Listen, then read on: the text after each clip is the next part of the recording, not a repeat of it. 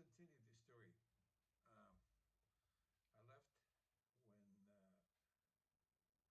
it was Portugal, and then I met somebody in Portugal, and then went to Geneva, where I found a lot of information. So let me just maybe spend a bit more time in Lisbon.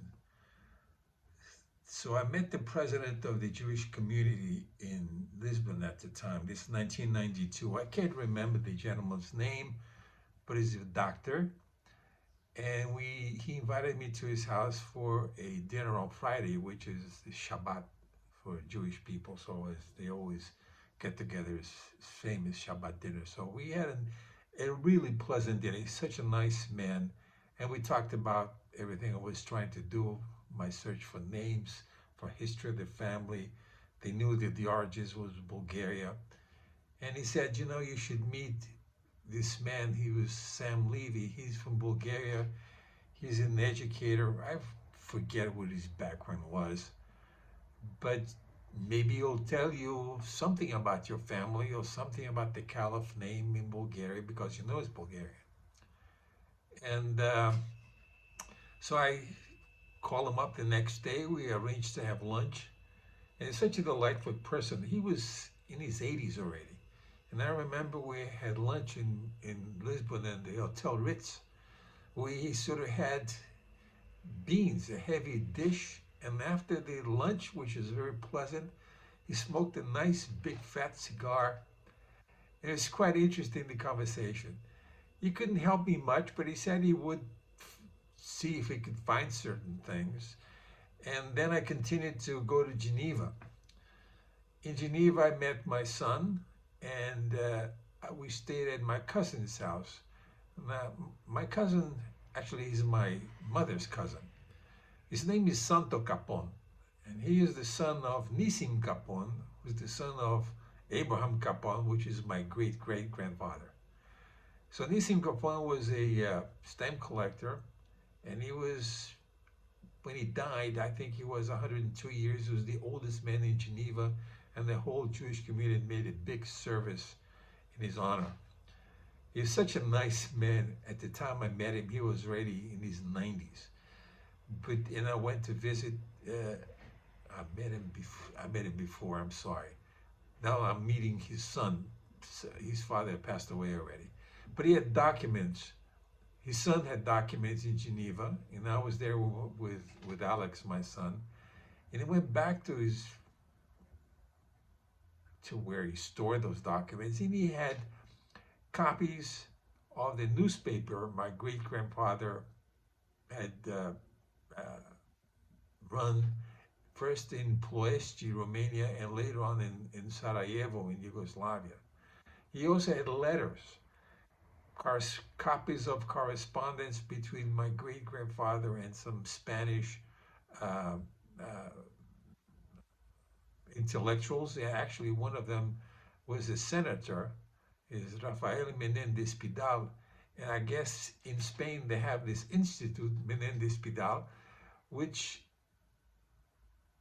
collects information on Sephardic Jews, because it appears that through an accident sometime in 1910, it's not clear whether it was my great-grandfather or somebody else.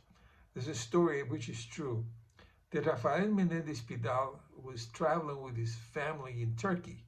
And remember, Pidal was an educator or somebody linked to literature and arts, and he happened to also be a deputy in the Chamber of Deputies here in Spain, or a senator, I don't remember. So the story goes that Menendez Pinello, his daughter, sort of runs to his parents while they were on the cruise sometime there, some place in Turkey, in Istanbul, and she said, "Daddy, there's somebody here that speaks Spanish." And his father and her father was surprised. Says, "What do you mean?" He said, "Well, they're speaking Spanish." So he goes and meets this older couple, and they spoke Spanish, but not real Spanish. They spoke Ladino.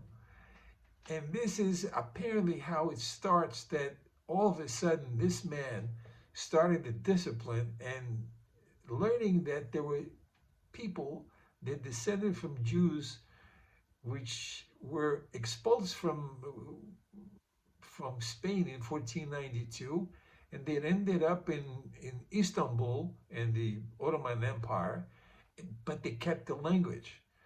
And I guess from there, the story of Españoles sin patria, Spanish people without a country, took place. And whether it was my great grandfather that met with him or not, but I know for a fact that my great grandfather knew Menendez Pidal.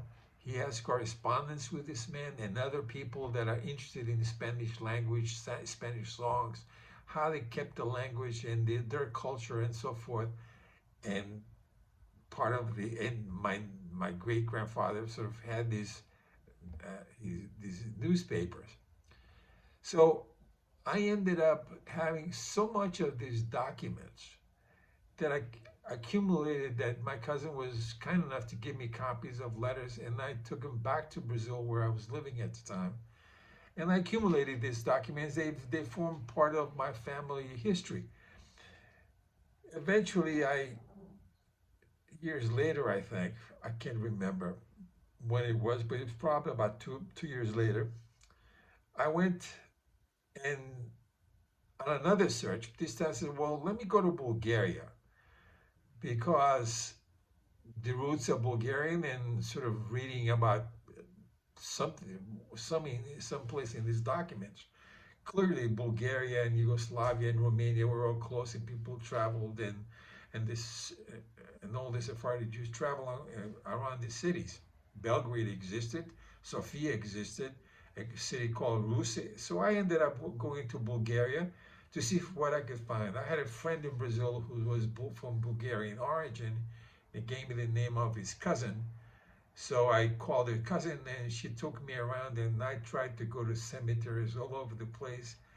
I arrived in Bulgaria not knowing how to speak the language, but I spent 2 or 3 days, and I even went to a town called Ruse, which is in the old days they used to call it Rusjuk, whereas on the border of the Danube, and they probably my great grandfather lived there for a while, and it seems that my paternal grandfather also went to study in the school there in this town of Ruse.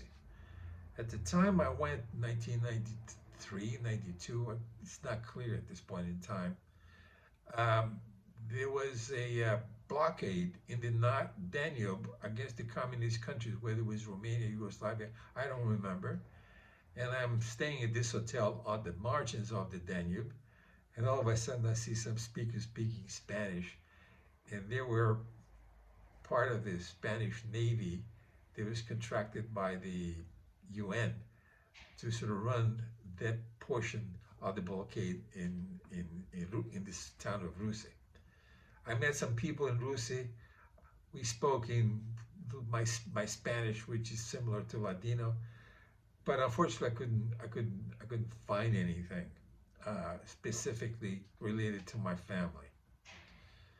But what I wanted to convey here, and going further, going back and forward in time, this man Sam Levy, which I met and had lunch in Lisbon in the summer of 1992, prior to my going to Geneva to get the documents on the family, he collected papers, and we had some correspondence, which I don't have a copy, but there's nothing terrible where he says his information about somebody else, which eventually I met in London. But when he passed away, apparently his papers went to Israel. Somebody, I forget the name. So I have to tell you that 20 years later, this is 2012, 2013. No, yes, correct. I retired in 2010, so I had time, and I started working on the manuscript of the book on my family. I get an email from a woman called Rina. She lives in Israel. Rena Keltz. She lives in Israel. And she says, I happen to know that you're the great grandson of Abraham Capon, and I hope maybe you can give me some information on him if you have some documents in his life, because I'm writing my PhD thesis on his work. I responded to Rena, says, I have some documents, but the first thing is I'm so curious, how did you find me? I mean, where did you get my name? I have no idea who you are. And it's interesting you're doing your PhD thesis, and it's quite interesting you're doing your PhD thesis on my great grandfather, but I have no idea how. You know what she said?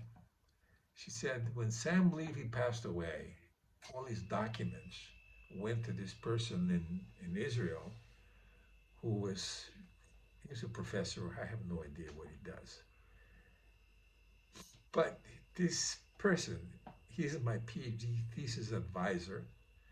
And in the papers of Sam Levy, who passed 20 years before, I found emails where you introduce yourself or you mention that you're Abraham Capon great grandson. So that's how I found your name, and my email had remained the same since then.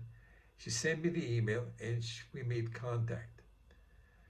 This is the most amazing story that I find somebody that in the course of her trying to write a thesis, not only he managed to contact my cousin in Geneva, she managed to contact another relative who was a cousin from another one of she was a descendant of another one of the daughters of Abraham Capon. So his cousins again. And she used to work in the Jewish community in Belgrade. And she wrote an article about the life of my great-grandfather, which I have. But she had the autobiography, a copy of my great-grandfather's autobiography, that she sent to Rena Kelson in Israel to give her some background for her research. And Rena Kelson, Israel, was kind enough to give me a copy of my great-grandfather autobiography, where he mentions his father, his uncles, his grandfather was Shlomo Capon, which was born in 1753 and apparently is the oldest known ancestor. So there I found enormous amount of material in the autobiography, plus whatever I had to be able to construct the story of my great-grandfather, his life, his work, his ancestors, his connections. So what I want to say here is, look at another one of these coincidences that opens doors 20 years later from some emails that I sent to somebody in Lisbon that end up 20 years later in the hands of somebody who was writing the PhD thesis of my great-grandfather. I have to tell you, these stories are amazing as they come. And then, obviously, I put everything on my heritage, and lo and behold, I find that part of their family, there are a lot of Capons in Israel, which come from my great-grandfather's uncles, the other side of the family, which I knew absolutely zero. Obviously, I'm trying to be in touch with them. It's not easy. People sometimes don't want to get in touch. They have no interest. But the stuff I found out through this connection through Sam, that started with Sam Levy in Portugal in 1992 and 93, was amazing. Again, it's now almost 15 minutes, and these things should take longer than 15, 20 minutes. So I'll stop right here. Maybe the next story I'll tell you is about what I found in connection as I've sort of wrote the manuscript with the story of my family.